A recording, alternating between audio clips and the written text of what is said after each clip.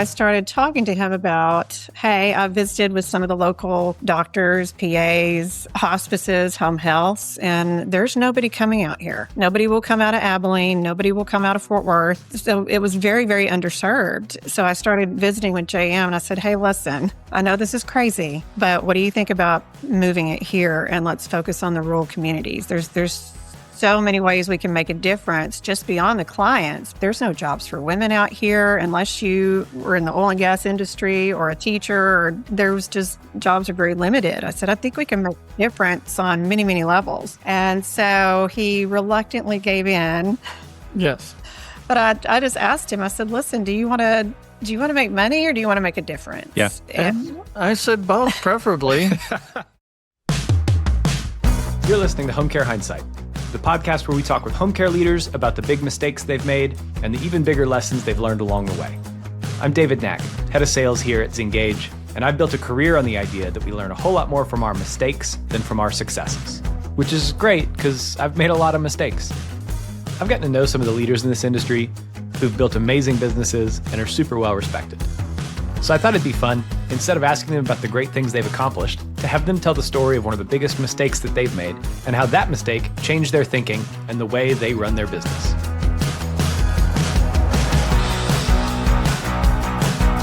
Welcome back to another episode of Home Care Hindsight, brought to you by Zingage, and for the first time, also brought to you by Agenda Health. I'm joined by some very special guests this week. We're going to do something new. I don't think it's that weird, but we are going to do something new. So let me know what you guys think. I'm joined today by three people, JM and Michelle Simmonds, as well as Alex Veach. So JM, Michelle, welcome to the show. Introduce yourselves, and then Alex will pop over to you. Well, thank you, David, for having us. This is going to be a lot of fun to get to talk with all of you today. My name is JM Simmonds. I am the current CEO of Riverside Home Care, previous owner and CEO of ClearPath Home Care, which was sold in 24. Yes.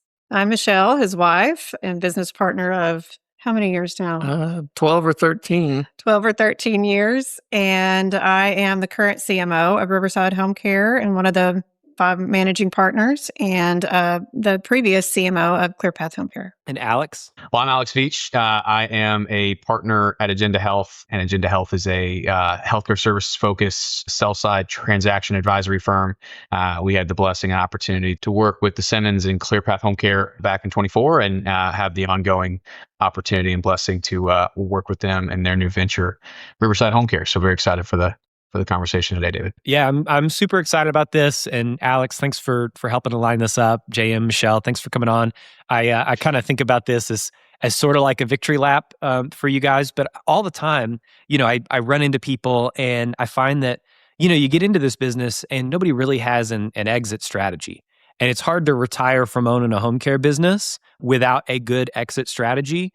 And you guys did it right. And I think your experience and kind of the story of how you built a business that you were really proud of, but a business that was also really valuable to somebody else, is something that would be really great to talk about. And Alex, I love having your perspective here as somebody who has seen a lot of folks go to market and want to sell a business.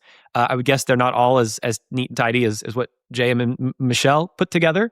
We're not putting lipstick on a pig here. This was it seems like a really good deal for everybody involved. I want to start, JM and Michelle, by just kind of asking you about the ClearPath story and how you started the business, how you scaled the business, and ultimately what factored into you guys deciding to sell that business. We weren't actually married at the time when ClearPath was started. It was actually started, and most people don't know this, in Austin, Texas. That's where I lived at the time. And shortly thereafter, Michelle came to Austin for a trip, and I knew her previously.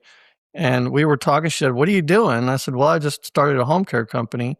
And she has a background in nursing for many, many years and was looking for an opportunity to invest and decided that she wanted to. Well, she asked me, could I invest some money with you? And I was like, you're going to give me money for business? Yeah. Absolutely. Let's do that. But kind of went from there. Yeah. Yeah. And I think it's funny because you said, we did it right. I don't know if we did it right or not, David, but we did it. We did it. We figured it out. We started back when there was very little information in home care Sure. to be found. So there was an aspect of winging it that went on, and trial by error, which so many out there are going to be able to relate to. They started well before us or about this time, and even that a little after. But yeah, so I proposed to invest with him, and then I proposed marriage. Sure. Not long thereafter. Not long thereafter, but not just because she gave me money. Right. I wasn't sure if that was part of the I mean, who knows at this point, but with his, he has a master's in business, and I have a nursing and nursing and psychology degrees, and it just seemed like the perfect fit for us, even though there was a world of unknowns in the home care industry at the time. We didn't have all the mentors and coaches and all the things that are out there now, even though we did utilize Stephen Tweed quite a bit in the industry. I mean, he was just our saving grace. And then shortly after, Sarah Barker, and Jensen Jones. So, there were people that we did latch on to that mentored us in so many ways that we're so thankful for. We wound up moving I moved to where she was, which is Breckenridge, Texas, which is it's a big county, but it's small in population. Everything around it is small. We had 6 counties there. Wound up overall in, I think, 11 years, we wound up with 6 Texas offices, moving towards Dallas-Fort Worth and over to Abilene. By the end, we had an office in Fort Collins, Colorado. And walk me through, you guys start in 2013? Yes. And, kind of as you think about like the different landmarks of the business, you move the business to Breckenridge, Texas, not Colorado, probably not as scenic and not as many ski lifts. Not. And, what are kind of the next like milestones that the business hits? How are we going to think about that? Maybe it's like opening other offices, bringing on key team members, hitting certain kind of thresholds in terms of hours, diversifying payers. How do you guys think about sort of the like road signs on the way of that journey? I think, moving the business to Breckenridge, Texas, little bitty population, less than 5,000, I believe. Okay. I had to talk him into it. Austin to Breckenridge is not easy. Less than 5,000 is crazy. I live in a town next to a bunch of other towns, but I live in a town of 4,100, and it's I can see cows from here, so I get it. I love that. Yeah, but driving back and forth from there because my home base was in Breckenridge, and driving back and forth to Austin to there, I went through my hometown of Hamilton, Texas on the way, population 3,000, and started just the thought process of what do people do out here? What are people doing in Breckenridge? Austin is obviously a very populated place and probably a lot of business there to have, but what are they doing out here? And so I started talking to him about, hey, I visited with some of the local doctors, PAs, hospices, home healths, and there's nobody coming out here. Nobody will touch it. Nobody will come out of Abilene. Nobody will come out of Fort Worth. So it was very, very underserved. And so I started visiting with JM, and I said, hey, listen, I know this is crazy, but what do you think about moving it here, and let's focus on the rural communities? There's so many ways we can make a difference just beyond the clients, but there's no jobs for women out here unless you were in the oil and gas industry or a teacher or a secretary in the oil and gas industry. There's just jobs are very limited. I said, I think we can make a difference on many, many levels. And so he reluctantly gave in. Yes. But I just asked him, I said, listen, do you want to make money or do you want to make a difference? Yeah. And I said both, preferably. The right answer. And so I said, I think we're going to have to make a difference before we make money. And those were very true words. Yeah, we probably went about 3 years before we actually saw a profit. I think that's pretty normal for a startup business. But once we did, we made about $175,000 in profit. And I went to her and I said, well, we made money. She said, yay. And I said, well, we're probably not going to make money for the next few years because I think we need to expand other markets. And we did. And luckily, we found some really amazing people in those markets. And we learned that, in these rural markets, just because you're from a rural market doesn't mean they trust you. You have to find someone in that market that has ties to that community, and then you have to love on that community. And that's where Michelle has been amazing in her chief marketing officer role, because she is fantastic at that. She really helped grow the business in these other markets. And we wound up moving to Dallas, Fort Worth area. But even then, we went around it. We didn't just dive right into Fort Worth and Dallas. We went to Weatherford and Waxahachie and where we live now in Granbury. And those were actually, by the end, our biggest offices, even though we were in Metro Dallas and Fort Worth at the time. 2 questions there. Michelle, walk me through, CMO, going from nursing, psychology to marketing. For you, walk me through that career journey. My first love was nursing after I got into the field and worked pretty much in all aspects. I love the emergency room. That I'm an adrenaline junkie when it comes to the medical world. Sure. I won't get on a roller coaster, but the medical world and critical thinking and quick thinking I love. But it was working with Alzheimer's and dementia in those units and facilities that really got me interested in psychology and for me to go back and get my degree in psychology. Now, turns out I don't have any formal training necessarily in marketing, but turns out there's a lot of psychology in marketing. And yes, if you're on that career path, you're going to take a lot of psychology courses. So it all marries hand in hand, and it's worked out really well. I think sometimes people don't understand the rhyme to my reason, but they get on board and they trust me, and it works out. You notice she's looking directly at me when she says that. For the audio listeners, Michelle's looking directly at JM, and I'd say it's reasonably friendly now. Probably not at the time. Okay, and then walk me through kind of payer mix, because you guys are in these rural communities, maybe way out in the sticks, but also around major metro areas. And so, what were the payer mixes that made the business grow there? Honestly, and this is a kind of a weird story. When we started, we were 100% private pay. And, an example of that was in the very first month we started business in Breckenridge, we got 4 24/7 clients. Oh my goodness. And I was like, well, everybody said this is going to be hard. Well, within the end of the month, 3 had died and the other one tried to steal our caregiver. Yeah. So we were back to 0, but we were all private pay for 5 years? Yeah. And then finally, one of our employees in that Breckenridge office said, hey, have you ever tried to get... Well, we were already contracted with the VA around 16 or 17. Yeah. Contracted with the VA. But we didn't really know what we had there. We were in Breckenridge. There was some West Texas office for the VA that sparingly would send us referrals. Not a lot of traction there in the mountain. But we wound up hiring a guy to run our Weatherford office who wound up being our COO, Philip Billingsley. And he did he saw the writing on the wall. He said, this VA contract could be huge here with the Dallas VA. And he marketed them directly, which was really, really amazing for us and a great idea. And from that point on, once that started to take hold, we were literally inundated by the VA with not necessarily Dallas and Fort Worth, but all the places people wouldn't go. The rural areas. I think Philip's words were, just give us one out there and let us prove ourselves. And we'll go where nobody else goes. And we did. Yeah. And to the point where we really, for a few years, had to stop doing private pay because we had so much business with VA. We had to shore up our foundation and get our processes correct because they were just coming at us left and right. We were getting buried. Yeah. But once we did that, and then we restarted private pay again, probably about the last 3 years, and it started to really take hold again. But, when we sold, we were 85% VA. Wow. And that is I was not comfortable with that. Sure. I just couldn't do anything about it. That's not a good balance, by the way. Yeah. That's some lessons learned there. Okay, well then, this is kind of around where Alex comes into the story. Talk to me about what the process was or what happened that you guys started to look at the business's valuation and start to think about making an exit.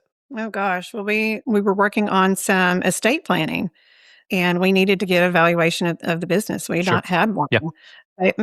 Except for what, we were doing ourselves, but from an industry standard, we had not had valuation done. And so we reached out. We reached out to our attorney, Attorney Brown and Fortunato. Alfonso was our lead guy, and he gave us the Agenda Health contact to do that. He had done work with them previously.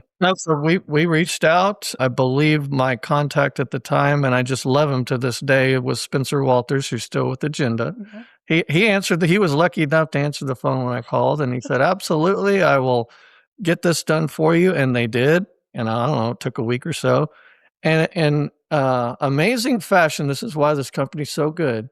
He knew exactly what he had and where it fit in the market. Once he did his valuation, of course, the next question is from Spencer, well, have you ever thought about selling? Which is awesome. That's exactly what he should do. Yeah. And I was like, no, we're not. Initially, we were like, no, we're 3 to 5 years away from that. We knew that we were sitting pretty good as far as what the industry considered sitting good. We had we were out of the day-to-day and able to focus on our executive roles in that sense. So we knew that we were sitting good there and have a good business model. Everything was running really smoothly. But honestly thought we were 3 to 5 years away from even considering but there was a sale. There were a couple of factors that had started to creep into our lives. We had some people, 2 or 3 different people, ask us about an opportunity to invest. Yeah. One of them was a hospice company. Another one was a transportation company. And there were just a few opportunities where we were like, interesting. But we didn't feel like we could split our time, and we really couldn't split our money at the time because we were so much into ClearPath. And so that was starting to play on our minds. Yeah. And so after this valuation, after some really just a couple hours of consideration, we came back together after that call, and both of us were like, maybe we should consider this. Let's really explore what this might look like for us. And those thoughts of that big picture thinking of what's next, what on the road, all of a sudden started coming into focus for us. And we had an opportunity and a way to explore that. Which is hugely important when we're talking about any business owner in home care selling your business. Because a lot of them either don't have a plan beyond the sale, like they don't know what they're going to do, or they do have a plan, but they can't get there because they haven't built the business correctly to get there. So all those are important lessons. So this is where Alex comes into the story. So Alex, give us kind of a little bit more information about Agenda Health and the kinds of folks that you work with, and then kind of your own backstory of getting into this M&A world. Then we'll talk a little bit about what you thought about JM and Michelle and ClearPath when they came across your desk for the first time. Perfect. I could spend the rest of the time on just that topic right there, but I won't. But Agenda started back in 2008, so 18 years ago. Started by Al Veach, who is my dad. And so my dad got me through school and handed me a career afterwards, which I'm extremely blessed by at this point for sure. But Al, prior to starting Agenda, had worked for another small firm that was really focused on home health and hospice, and saw an opportunity to go out on his own, really led by, number one, his faith and his opinion and his belief that he could build a firm that was grounded around the right principles, the right way of running transactions and being focused on healthcare, and out of the belief that healthcare is different, right? And deals in healthcare should be done in a different way, and that there was subject matter expertise that should be had, right? And so that was then. I joined in 2017 at the ripe age of 17, 18 years old. So I'm aging myself there, but aging himself, he says. Yeah. At the time, it was Al and I and 2 other individuals, and so we really organically grew it, just trying to do what we thought was right, what we thought was logical, hiring anybody that was at the time silly enough to come and join us. And so, grew to the point we're at now. We have just over 45 employees. We service healthcare services agencies across the country. Started just focused on home health, hospice, and home care, but added a behavioral health segment in 2023, which has grown explosively now with the focus that space gets, and a health and wellness team at the end of 2024, which has also been very, very fast paced and fast growing. So, our firm focuses on working with business owners before they are sellers. That's our goal. We want to be able to be a part of the journey and not just the end. And to transition into the ClearPath story, from my perspective, saw this play out really, really well. We think when agencies are built the right way around the right principles and with the right folks, they tend to sell themselves, right? And the outcomes tend to produce themselves and make our job very easy. And that was the truth from start to finish with our experience with the Simmonds and with their team with ClearPath. And so they came in for evaluation. We got to run that process, and we do that complimentary for agency owners around the country. We do about 25 of them every month across our verticals. And so that process, we try to find the balance of being thorough enough to where it's valuable, but still high level enough so that it doesn't take months and months and months. And so, try to orient that process around, hey, this is what you're good at. This is what you need to improve upon if you really want to maximize your value. The conversation we had with the Simmonds was a lot more of the former than the latter. Yeah. Just with the caliber of agency that they built. And so, I don't want to speak too much for them, but I think there was some surprise when we got to, hey, this is what we think the agency is worth. And I hope they don't mind me saying this, but the outcome that we achieved in our process was far past the expectation that we set on that call even. And so that just goes back to great agencies really do sell themselves. And the conversations that we had throughout our process with buyers, there was nobody that left the call with anything less than impressed, both at the agency and the team that was built, and with the conversation they got to have here with Jay and Michelle. And so from my perspective, we did know what we had. As JM put it, the market, knew it was going to be a great process and a great outcome, but I'll admit I was even surprised at the level of engagement and true value folks placed around the opportunity. And so it was a great one for us. Very good. And then that kind of takes us to, like you mentioned, that this was a particularly well-run business that made the sales process pretty straightforward for you guys. I want to kind of transition because, like we talked about at the top of the show, like you guys didn't build this business thinking that you were going to sell it from day one. You built this business thinking, how do we build a business? How do we build a business we're proud of? How do we do the right thing? How do we maybe make some money along the way? And so as you look back now, what are some of the things that you'd done that were for the health of the business, but ended up also playing into making it an asset that was attractive to buyers in the market? Well, I think number one, and when you start in the first, 1, 2, 3, 4, 5 years, it's a lot of work for the people who own it, and because you're likely the owner operator, unless you've just got a whole bunch of money and you can just start a business and hire whoever. And that's just not the case for 99% of us that start a home care agency. You wear all the hats. You wear all the hats, and that's actually to your benefit. I think It so really is, because you learn every single thing that you're going to hire for later. Yep. So you know what should happen. But the most important thing to me is finding the right people to start to take over those tasks of the ownership, because you will never be able to get out of your business to work on the business if you're always working in the business. Yeah, right people on the correct seats on the bus. And, you hear that a lot, but it's so true. It's so true.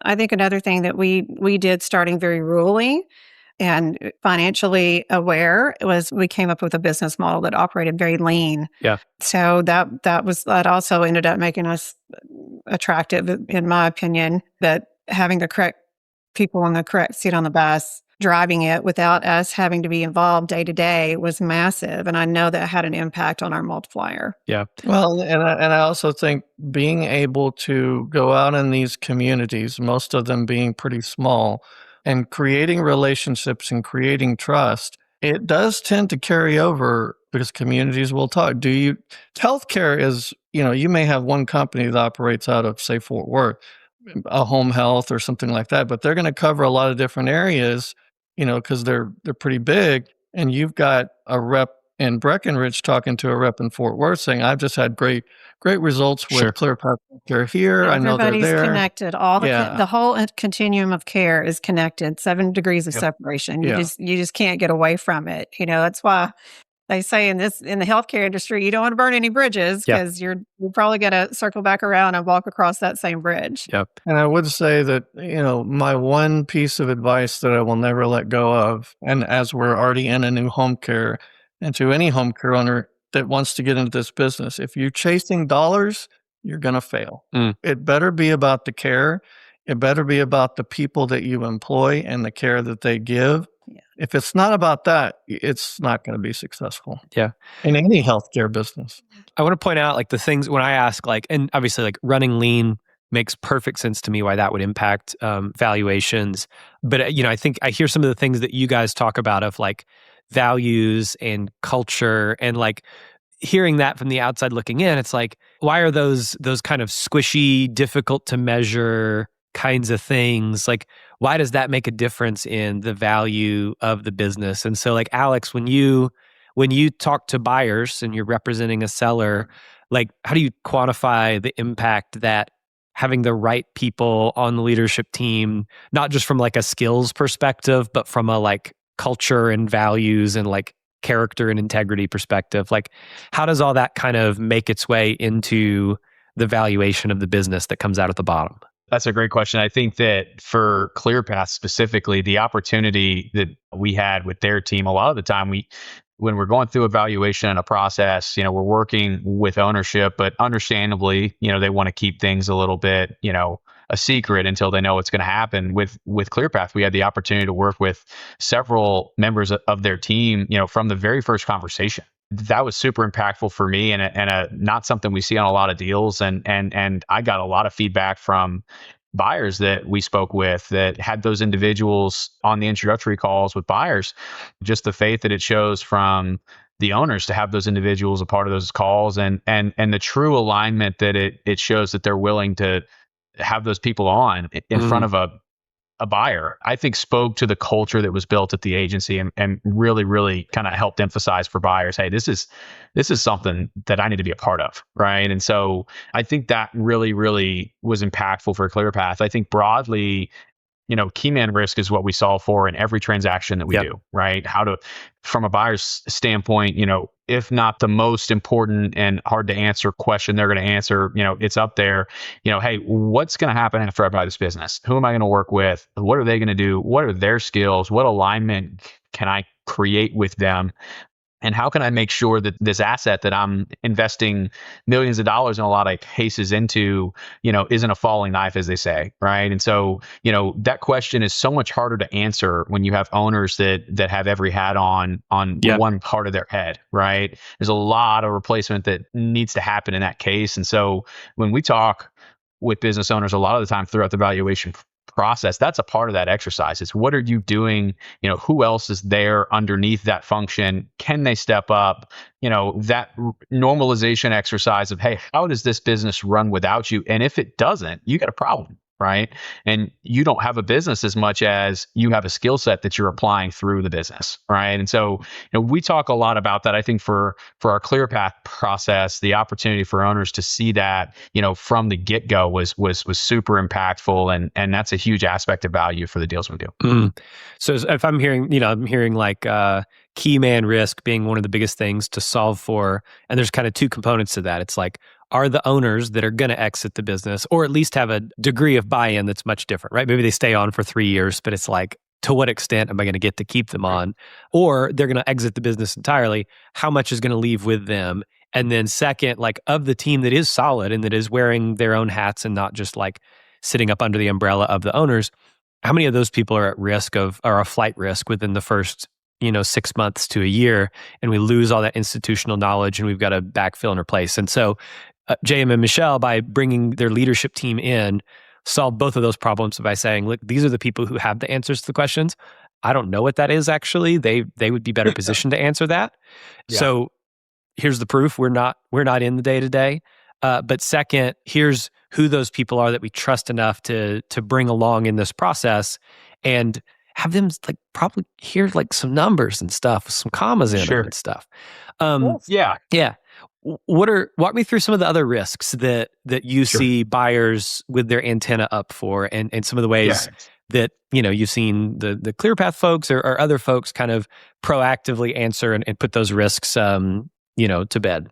Yeah, real quickly on that last topic there, David. I think one thing I'll add that, and this was certainly the case in the ClearPath process, the people they involved, they weren't task based, right? Yeah. There was a lot of deference from Jay and Michelle throughout the process of, hey, we get questions and they'd say, hey, I don't know, go ask, insert a, member of our team, right? And so, it wasn't just that they were involved, and it wasn't just that they were, present, and that it wasn't the owners fulfilling every task. It's that they really owned it, right? And so I think for owners that are listening to this, instilling ownership of key work streams to your people and letting them really run with those, I think a lot of the time you're probably surprised by the result that you get, because that's their job, right? And so that's what you hired them to do. They're probably pretty good at it. So just wanted to chime in on that.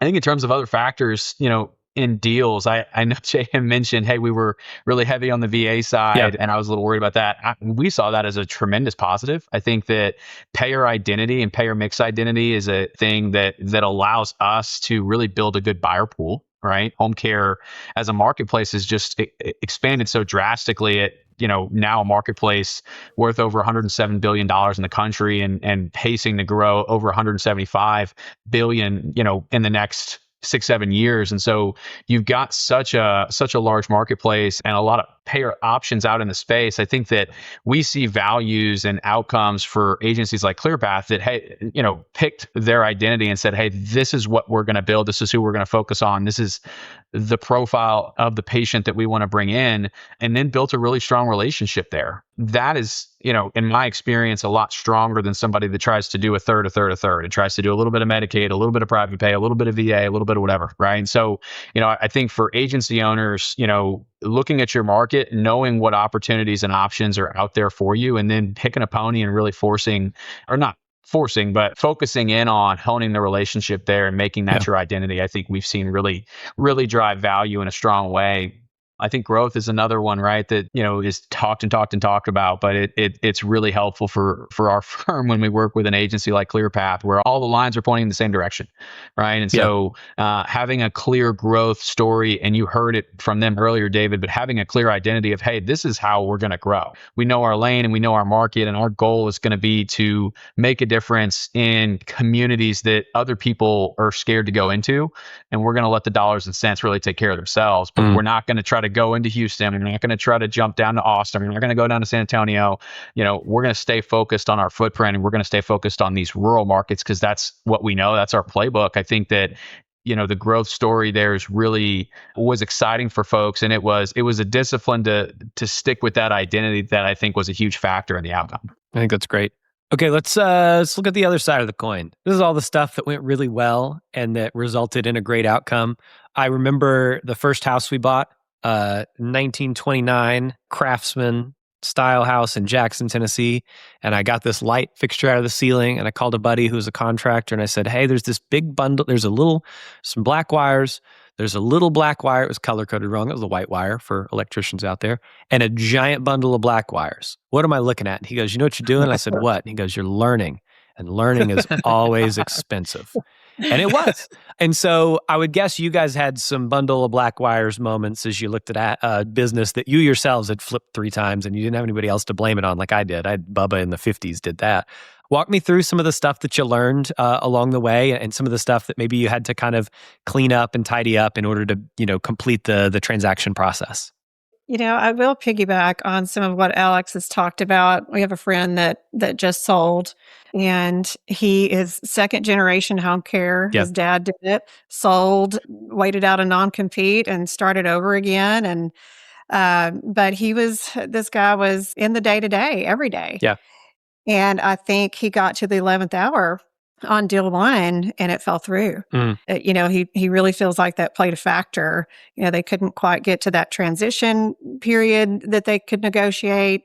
But second deal, I think he was a little bit more well-versed. Yeah. His negotiation skills, and was able to have a sale. But I can't believe, and I think he does too, and fully understands now in retrospect, that being in the day-to-day every day did affect his multiplier. Yeah. And he said, lesson learned. But just to piggyback on some of what Alex said and how important it is for you to be out of the day-to-day and have those people.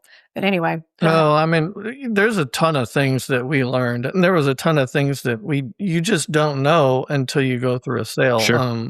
When it was all said and done, and our friends and family and whoever was asking, what was it like? Michelle coined the term. Well, it's like a combo FBI IRS probe. Yeah. And it is, because It is. I mean, there's so many moving parts to a business, and this is healthcare, which is very regulated in certain places. Even Texas, it's not that regulated, but it's still, you still have to deal with a lot of stuff, change of ownership, licensing, all that. So there are many, many, many factors for a buyer to have to go through and consider and evaluate in order to ensure that they're buying a business that's healthy and is going to do well, because you don't want to have to clean up 18 messes as soon as you get the job done. So Sure. as organized as I think we were not. We were not organized at all. And knowing that now, obviously with Riverside, we are changing things completely. But here's just one small example of that. If information is only available to one person in your organization, you're doing it wrong. You should go get a Google Drive, open a Google Drive, put every single document in that Google Drive. I mean, every single document, every contract with the utility, internet service, a lease contract, all your P&Ls and your bank statements, put them in there. You can change the security on that to where only certain people can see it. But if it lives with one person, you're going to have it's going to delay things. Yeah. That and your processes, same thing. Documented, transferable processes. Nobody gatekeeping the process. That's huge. That's very important, and something that, as we move into Riverside and take the course that we're taking, that we are looking for. So all those things in one spot and protected, and that transfer to the new ownership. Honestly, I think the first two things that you really have to consider if you are going down the road of intentionally trying to sell this business is you need a really good M&A attorney, not just a regular attorney. They have no clue what's going on in the M&A world. As we fast forward to the end on one of the things you need to take away, that's one of the things you need to take away. And depending on the size of your company, and I mean, Alex can speak to kind of where, if they have cutoffs of who they'll work with based on revenue. I know you have to be at a certain level. You need a good M&A firm because they're going to be, hey, here's what I did not know. I just thought when we said, okay, we're going to sell, and they told me this up front, but I thought, well, we're just putting it out on the open market. Yeah. Anybody can bid on it, and every person who wants, and that's not the case. That's not the case with Agenda Health. Agenda Health said, we are going to have a certain number of vetted buyers that we know fit and play in this space. There's going to be interviews back and forth. You guys are going to have a chance to evaluate them and them you. But it's a very select company. I mean, I think we had maybe 9 overall. It wasn't 110, and it could have been. I think we had more than that. We ended up with 9 offers. Or maybe it was 10 and 9 offers. On the business, and, several interviews and several deep to find that fit. And they did a really good job at bringing us people that aligned. I think that's rare in the M&A world, personally, that they do vet these people, and some were not a fit. And I still have my notebook, Alex, from all those meetings, because we refer back when we're trying to remember somebody's name or a firm. And, there are pages that are blank. And at the top, I just said, nope. And it wasn't anything personal. It just wasn't a fit for the vision and the structure that we had in place, or the payer source or whatever, but probably just a couple out of the many, many that we had that were just not quite aligned with what our vision was. For the most part, it was spot on. And I think, there was a couple of them that we were like, God, I hope they make an offer. Yeah, we ranked them. We ranked them. We ranked them right after the interviews, and some of them wanted second interviews. And we ranked them on how we felt without knowing any numbers at all. Nobody had put any kind of LOI bid in. We ranked them to say, okay, we feel like these are our top 5 culture fits, basically. Yeah. But just an excellent job at bringing those to us. And, that's where their culture at Agenda comes shining through. Mm. It really So does. it really does. And it was so valuable to us and just gave us such trust in their leadership. And they walked us through a lot of, on the cliff moments because Yeah. we're brand new sellers. But Spencer did an amazing job, and the whole team, Alex, everybody. It's a very stressful process. I'm sure it gets less stressful as you do it more than once. Obviously, Very personal process. the first one is very stressful because you don't know what's going to happen or what may be uncovered or what could kill a deal because you've never been through this before. Yeah. Well, obviously, we're trying to present our best picture and our best face, as are the buyers. Yep. They're trying to do the same. Yeah. But then you have sitting in the middle this organization that just plays such a massive role because they're getting communication from two sides and they're having to kind of meld that communication and figure out how to deliver it in the best possible way. But the most important thing they do is honestly just keeping everybody on track and organized. And listen. And listening, yeah. Because ultimately it's such a personal thing on the seller side. You're looking at these companies and you've got offers on the table and may not necessarily be the top dollar that you're looking at, but just the fit and the culture fit. Yeah.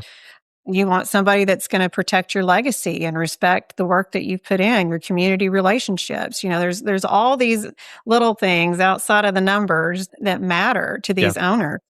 And, having that legacy continued and to give homage and respect of what you've put in and what you've built is a big part of it. And I think that's on every owner's mind in the back somewhere. If it's not at the forefront, it's somewhere in the back, I can promise you. So they did a really excellent job at just hearing us and making those correct alignments in the people that they put in front of us. As we kind of start to wrap here, walk me through kind of the timeline from start to finish. You engage, with Agenda here to get the valuation, and you complete the transaction here. Like, what's kind of the timeline of that? And then I want to get in a little bit to the kind of emotional journey that happens as you start to engage. And we talked about that a little bit. But then after the transaction takes place, there's got to be some highs and some lows after that as well. And so talk me through the timeline, but then let's talk a little bit about kind of that like emotional journey of having sold and figuring out what's next. Well, we were actually kind of lucky. The buyer that we had, they wanted to get this was kind of fall of 24. They wanted to get it done before the holidays. So they actually put a pretty tight timeline, which we had no problem with. We were going to try our best to fulfill that. It was 60 days. That was the original timeline. Now, we did go beyond that, not by, I think maybe only by a couple of weeks. Yeah, 75 days. Yeah. So, but we were fine with that. I think one thing that happened in our deal that I was completely not aware of could even happen, and this is something again, this has to be at a certain revenue level, but reps and warranties insurance takes the place of holdbacks. Owners out there, no owner likes a holdback. We do not like holdbacks because we're not getting all the money that we sold the company for potentially a year to 3 years because they have to hold that back just in case there's something that comes up from our ownership. With reps and warranties insurance, you get all your money up front. Now, it can get a little pricey too, so I think that's why it depends on the size of the deal, but that's something I had no clue about. That was actually probably what extended our timeline because it's basically another set of lawyers that has to go through all the transactions. I had our system spit out just a timeline overview. We closed 141 days from when we signed the listing agreement. So we signed the listing agreement on June 27th and closed on November 15th. So that bid process takes probably 5 weeks, 6 weeks or so for the size of the pool that we had. I think we signed our letter of intent at the end of August and closed November 15th. So you guys were just shy of 80 days, right around there. And so, from my perspective, David, that's fast. Yeah, right? Sounds and fast. That was quick. So, we advise owners, from the moment that we sign our engagement agreement, our term is 6 months. standardly. And that's because that's about how long it'll take. Yeah. Right. And so, and you have outliers there. We closed a home care deal last year in 52 days from the moment we signed the listing agreement. So that was a breakneck pace. But, our perspective as advisors is, hey, we serve with the pleasure. Right. And so we have owners that say, hey, I really want to get this done fast. We have owners that say, hey, I'm going to need to take this slow. Right. And we'll work either way. I've had deals take 14, 15, 16 months because that's what the owners, are able to do. As the Simmonds will tell you, information is the constrained variable, right? That there's so much information, and we touched on this earlier, but what we tell owners is, A, if you've ever, put it on paper, we're going to need to see it. Right. And B, when you go through this process, selling your business is like having a full-time job. And so that's where we get back to the key man risk thing. If you already have a full-time job in running the business and running the building and, all these things, this is just another one. Right. Yeah. And so it's hard for people to do two full-time jobs simultaneously. So yeah, we advise folks on 6 months, but for folks that want to move faster, it's possible. And what I love that we've built here at Agenda is we have teams and resources and bandwidth where, hey, we'll run at your pace, and we'll make sure that timing. Our goal is to accomplish all of the objectives of the seller that we work with, right? Not just the monetary ones. And sometimes that goes into the buyer pool process that we do. We talked about this a little bit earlier as well, but there are certain buyers that we likely exempted from the ClearPath process because we didn't think they would be good fits for accomplishing what our clients wanted to accomplish, right? From an interpersonal perspective or sometimes a monetary one. Sure. And so, it's a fun process, I think, because it's meeting the dollar figure ask part that is pretty binary, but there's also like almost a matchmaking part where, hey, is this going to be a good relationship, right? And so, we don't list healthcare or any opportunity on any website anywhere. There's no broadband email blast out. It's the analogy that we draw is, hey, we don't do shotgun style, we're snipers, right? So we're going to look for the perfect fit, the right fit. If that's 5 groups, if that's 15 groups, right? It may vary. And so what we love is outcomes like the Simmonds process where, hey, I think we probably engaged 15 or 16 parties total. I think 8 or 9 of them wrote us a bid. And so, for us, I was ecstatic about that. That was a high rate for us. So you sell the business and you get the paper signed and stuff. I don't know how any of that works. I don't say finance, I say finance. So I clearly don't know what I'm talking about here. What happens next? Walk us through the highs and lows of having sold a business. It's your baby. It's a super emotional process. You worked on it for, 11 years before exiting the business. And so kind of walk me through what happens next. I think it depends on your sale. If there's a transitional period that you need to be present, that's one thing. And I think that can be anywhere from, depends on what was negotiated, right? And, that's very common. We were just available for anything that they needed. Yep. There wasn't any transitional period set in stone or in writing. We just made ourselves available if they needed us. Yep. And that was very little. Our processes were pretty transferable and we had the right people in place. So there wasn't a lot of need to reach out to us beyond, how's it going? Yeah.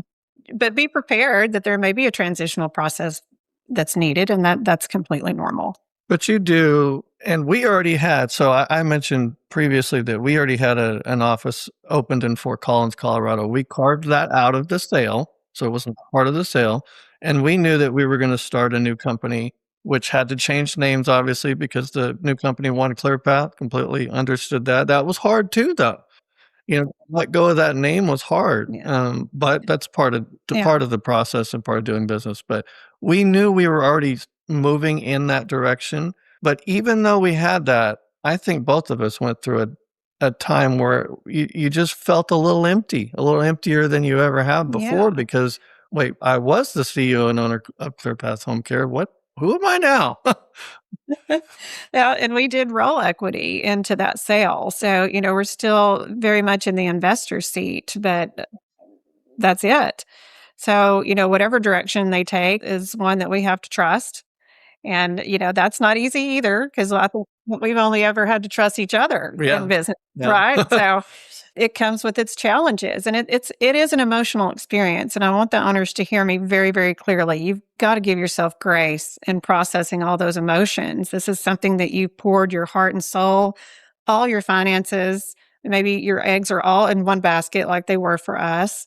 it was a very important part of our lives, and you've got to give yourself grace to kind of walk through those emotions and be realistic about those and be transparent with those around you on what you're going through and what you're feeling. But I can promise you this: it is worth it. It is worth the outcome, especially when you've got a support system like Agenda Health. Yeah. As you say that, it kind of strikes me as there's like almost this like mirror image of imposter syndrome that it sounds like you guys went through, which is like, y'all made some money here, right? Like you sold the business. And so I wonder, like, there's kind of this additional complicating layer of you're like depressed to some extent after having done this transaction, but probably are also like, why am I having a hard time? Like, we got exactly what we wanted, but it's so like, I don't know. I'm just pointing out that seems like a really it is uncharted territory emotionally. I'm so glad that you want to talk about that, because it's not talked about enough, I don't think, and I don't think there's enough grace all the way around on buyer or seller side. Sure. They're trying to get a deal done and want you to get on board and be okay, but you got to give yourself time to process some emotions. Yeah. Well, and even like we ran into so many home care agency owners across the country now, just from all the different groups we've been a part of in that 11 years. And, we get to see them and talk to them regularly. And after the sale, they were like, "Oh my God, how'd you do it? That's amazing. You must be the most astute business owner of all time, and what a great man you are." And it's like, no, I just sold a business. That does not make me any kind of I have no new knowledge to give you. Yeah, it doesn't make me a better person because I sold a business. Right. Just give you all our experiences. That's what we can give you. Yeah. You guys have been super open and transparent. You haven't told us the exact dollar amount that you sold for, but whatever, it's fine. We'll let you off the hook there. But as we kind of wrap up here, we covered a lot of ground, but as you think about, maybe the top like 3 or 5 things that you learned through this process that you think people who are approaching selling their business should really know, should really think about, should really plan for. And you can kind of, we can kind of map this out however we want to, but kind of give me the top list of the things that you think need to be, front and center as people are approaching this kind of process. I'll do an easy one. You better know how to calculate your EBITDA. It sounds easy. You hear that word again? Finance, not finance. And by the way, EBITDA is not net income. That's not the same thing. It's close, but it's not the same thing. So make sure you know how to calculate your EBITDA. That's one. Correct people, the correct seat on the bus. That you're out of the day-to-day for the most part.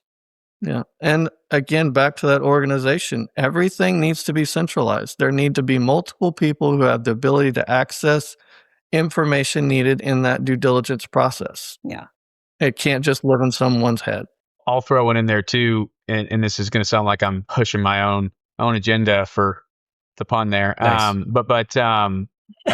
Get evaluation, right? There's a reason we do that stuff for free. And look, there are other people out there that do great work. But I think, what we talk with owners a lot about is for a lot of agency owners, especially folks that are entrepreneurs that started from scratch and have all their eggs in one basket, it's very likely the most important economic thing in your life, right? And it's meant to provide for you, your family, hopefully, as long as you can make that go, right? So, we really we offer that because we think that knowledge, that intelligence is important. And the worst thing you can do is build a business blind, right? So, that process is intended to be at least a sense check for owners. And there are folks that will do that for annually or every 6 months that we've done that for years that we haven't transacted yet. We hope we'll get the opportunity, but we recognize at the same time, if we don't, hey, we did what we were supposed to do and helping to support owners as they figured out what was best for them. So that's super. All of this with ClearPath and with the Simmonds started with that. And you might be surprised by what you get out of that. So I was going to ask you that, Alex, as well, because I know that's one thing that with Riverside being able to start again, essentially, and grow it and build it in a way to sell later. It's such a very, very different perspective. But if you aren't doing valuations, and with Riverside, we plan on Agenda doing that yearly. I was going to ask you though, how often you recommended that. I know what our plan is, but yeah, you've got to know where you're sitting, and you've got to know and use their knowledge on what are buyers looking for, what are the boxes you need to check, and make sure that some of the things that we've talked about, having the right kind of lawyer with expertise, not just your local town lawyer, can save you a lot of time and headache and money in the long run. Yeah, think about, the regulatory aspects change buyer behavior all the time. When we have high regulations in home health, and Alex can speak to this more than I can, but likely people start to back off a little bit. And maybe hospice is going through some stuff right now. Maybe they start to back off a little bit. So it's always evolving, always changing. The market in general plays a role on valuations in healthcare. Maybe some years it's heavy when markets are down. Maybe that's not. So they have those answers. They can answer those things for you, so you can start to plan. And they have forecasting models. We think by 2027 summer, things are going to look better. I mean, let them do that work for you so that you can plan ahead. It's what they do every day. It's what they do every day. And it's that trust is just immense there for us.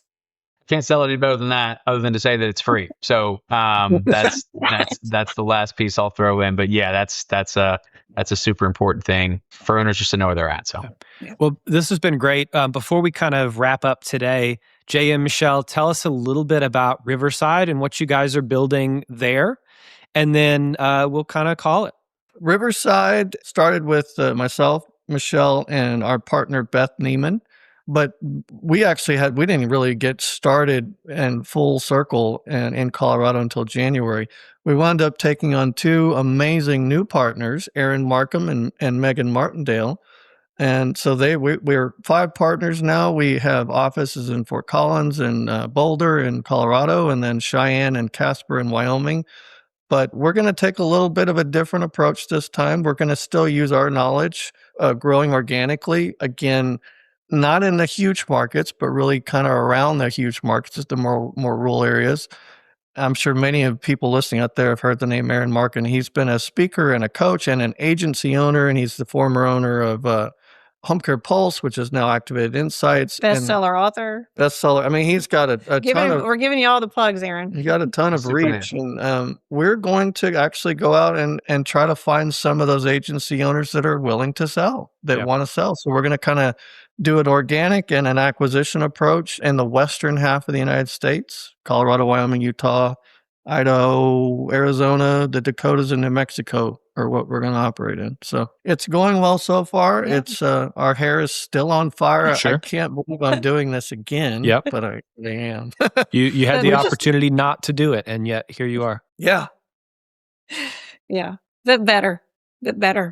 Yeah. Well, we've learned a lot, and we're gonna use that to the fullest.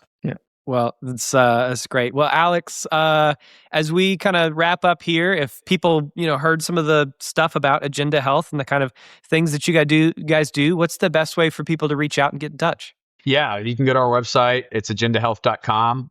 You'll find a bunch of information there if you want to see deals we've done, if you want to see content, if you want to see our team, that's there. And then whether you're a seller or a buyer, you can go there and kind of schedule a call with someone from our team that specializes in home care. And so website's the best way, but if you want to shoot me a LinkedIn message or email, my email's on my LinkedIn as well.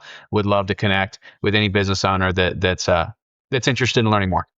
Well, guys, thank you so much for making the time to chat. We went way longer than I typically do, but this was really good stuff. And so, Jay and Michelle, thanks for kind of pulling back the curtain on what's a kind of mysterious process for most people who haven't done it before, and hopefully giving some good tips for folks that are thinking about that process and how it might impact their own lives. So, guys, thanks so much for coming on, sharing, and look forward to the next time we chat.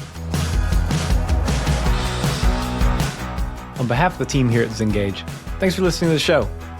We'll be back next week with another episode, so be sure to subscribe wherever you listen to podcasts on Spotify or Apple or YouTube. Leave us a rating while you're there. It helps other people find the show. If you have comments on the show, drop me a line, david@zingage.com. Would love to hear from you, chat with you there.